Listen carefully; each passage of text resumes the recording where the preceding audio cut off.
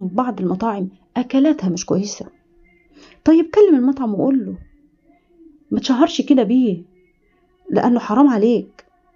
قلت لك وغيري قال لك اتقي الله في اللي انت بتعمله، لأن ده أكل عيش وما يصحش اللي انت بتعمله ده. كلم المطعم وعرفه إن ده غلط، ويا ريت تحسن من منتجك المرة الجاية بدل ما أطلع عليك وأعمل فيديو. إنما تطلع تشهر من أول مرة كده ليه؟ احنا معاك إن ممكن يكون أكلهم مش كويس، الخضار مش أحسن حاجة، الحاجة مش طازة، لكن أقدر أكلمهم وأعرفهم بغلطهم.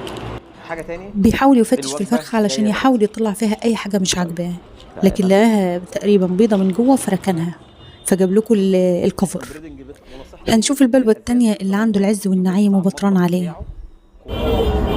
غدايا يا اخواتي بعد الشغل.